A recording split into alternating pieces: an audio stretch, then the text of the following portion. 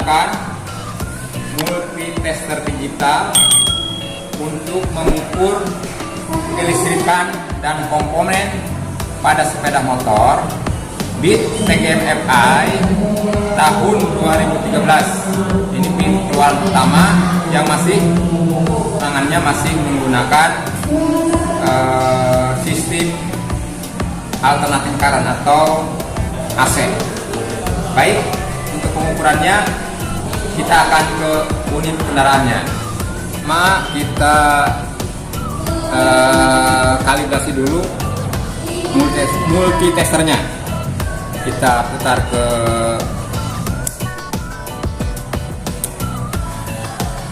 lalu kita tempelkan sampai dia berbunyi. Berarti multi tester sudah siap digunakan. Nah, sekarang kita akan mengukur tegangan input penerangan dan pengisian pada sepeda motor BIT tahun 2013 ini. Setelah itu kita hidupkan motor untuk mengukur tegangan input pengisian dan penerangan. Nah, kita kunci kontak on, hidupkan mesin untuk mengukur tegangan. Kita ukur untuk tegangan pada pengisian dan penerangan. Kita putar ini ke selektor ke 200 volt, 200 volt. Kita ukur.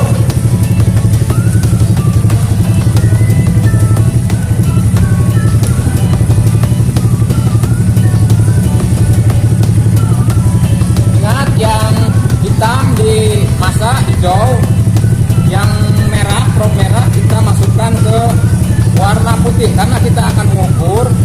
Ya, ingat ini di AC karena ini belum keluar dari kiprok. Kita ukur.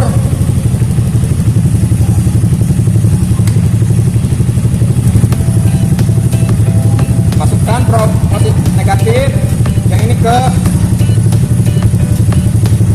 yang putih.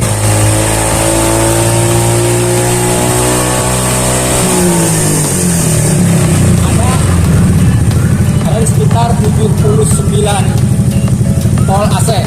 Nah, sekarang untuk penerangannya kita pindahkan yang probe merah ke yang kuning. Kita cek untuk penerangannya, berarti ini masih normal pengisiannya. Kita cek yang penerangannya, kita gas lagi sampai 5000. Ada berapa?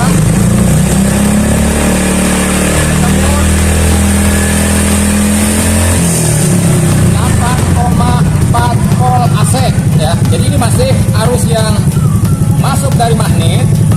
Ini masih harusnya arus AC. Nah, sekarang kita mengukur output pengisian ke aki. Kiprok ini masih berfungsi atau tidak. Tadi input dari spool itu masih bagus sesuai standar. Sekarang kita cek outputnya. Ingat, multi-tester arahkan ke DC pole. Kalau tadi AC pole karena input, outputnya keluarnya, kita ke DC pole. Kita arahkan selektor ke 20 volt DC ya. Tapi sebelumnya harus dikalibrasi dulu, kita nol dulu ya. Nah, kita ukur. Ingat, yang negatif tetap ke hijau. Sedangkan output untuk ke baterai atau pengisian baterai itu warnanya merah garis putih. Ini untuk pengisian ke aki. Kita cek. Ada 14,35. Itu sebelum di gas di 5000. Nah, kita naikkan. Ini jangan sampai melebihi daripada 15 volt. Kita cek.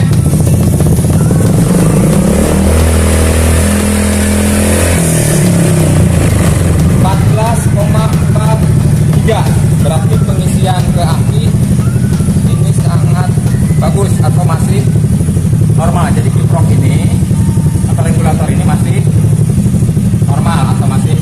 Nah sekarang kita mulai ke akinya, mengecek aki sepeda motor ini. Tadi kita sudah ngecek pengisiannya atau input dan output dari kiprok. Sekarang kita cek di akinya. Nah sebelum dihidupkan kita cek dulu, sebelum motor hidup atau kunci kontak di on kan, kita cek ada berapa volt aktif. Ingat di 20 volt DC ya, DC. Tak, ada di 13,39 volt. Nah sekarang kita hidupkan motornya. Nah kita akan cek pengisian aki ini. Tadi kan 13, sekian. Ini sudah normal. Kita cek setelah dihidupkannya, kita putar gas di 5000 rpm. Ini tidak boleh melebihi angka 15 volt. Kalau melebihi angka 15 volt berarti pengisian tidak baik atau ada kebocoran arus dan sebagainya. Kita cek.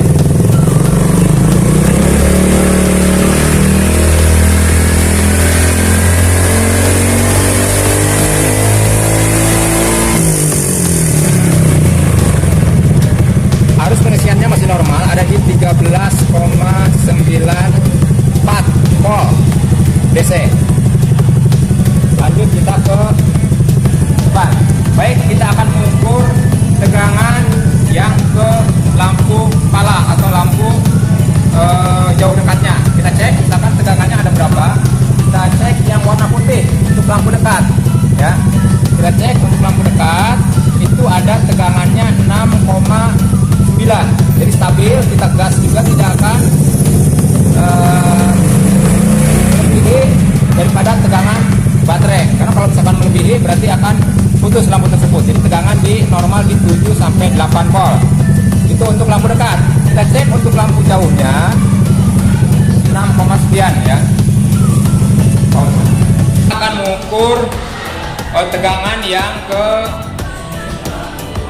klakson. Apakah tegangannya masuk ke klakson? Kita cek dulu tegangannya. Kita cek tegangannya. Ingat, masih di DC volt. Ambil di 20 volt ya. Kita cek warnanya. Ada warna hijau muda dan hijau. Yang hijau ini berarti massa, yang ini berarti arus listrik yang ke klakson. Kita cek. Berarti ini yang positif. Ini yang negatif ke sini. Kunci kotak kita on kan? On kan tombol klakson.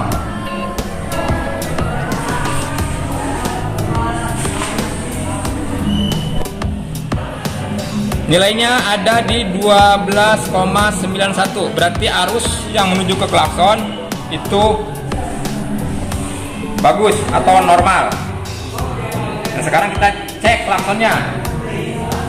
Kita masukkan masanya.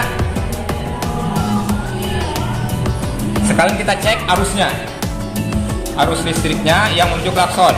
Nah kita posisikan ini ke ampere. Di sini kan ada 10 ampere. Nah kita posisikan ke 10 ampere selektor. 10 ampere DC. Ini probe yang positif kita pindahkan ke 10 ampere. Pom tetap di standby di sini. Kita cek untuk mengukur arusnya karena arus listrik harus diukur secara seri. Nah kita masukkan yang ini yang positif ke arus yang masuk dari baterai. Yang ini tempelkan ke yang menuju ke klakson. Nah kita tinggal tekan klaksonnya. Lihat di sini arusnya ada berapa. Nah kita tekan klaksonnya. Ada di 0,58 arusnya. Lanjut kita ke belakang untuk ngecek sen dan indikator bahan bakar. Nah kita lanjut untuk mengukur indikator bahan bakar, apakah berfungsi atau tidak. Karena tadi pas dicek indikatornya ini tidak berfungsi, apakah jarumnya yang rusak atau arus tidak masuk ke kabelnya atau misalkan si pelampungnya yang rusak. Kita cek dengan cara di jumper kabel yang kuning, putih, dan hijau hitam. Kita colokin pakai peniti atau pentol supaya mempermudah masuk. Kita cek.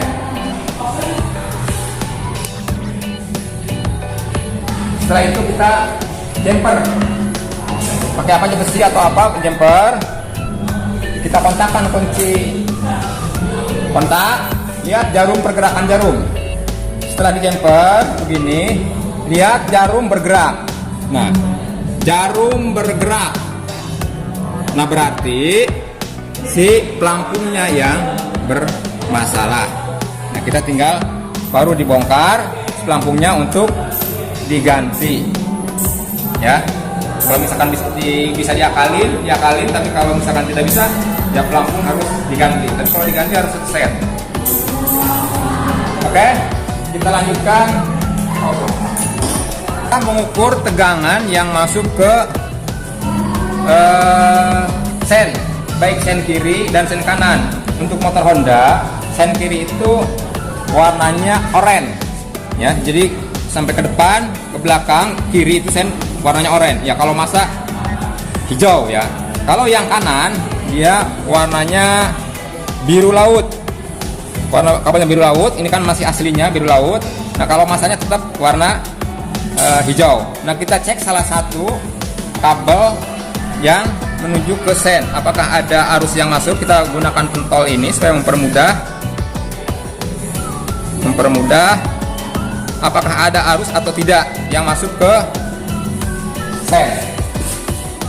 Kita gunakan multitester digital, tetap masih kita rubah lagi ke DC pol ya. DC pol yang 20 volt DC. Kita ukur arus yang menuju ke, atau tegangan yang menuju ke sen kiri, oranye dan masa. Kita cek ada di 11,67, 11,65, berarti arus yang kesini mengalir benar ya. Kenapa yang tidak berkedip? Karena sen yang di depan kita tidak pasang, jadi tidak ngedip. Ini harus dua-duanya terpasang baru dia berkedip.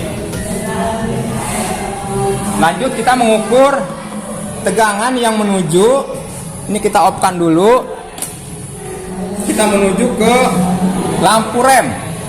Lampu rem itu yang lampu remnya warnanya hijau liris kuning. Kita cek tegangannya ada enggak. Kita tempelkan yang positif ke sini, negatif boleh kemana aja, yang penting tidak ada catnya. Atau misalkan ke negatif ke sini boleh. Ya, kita tempelkan ke bodi saja.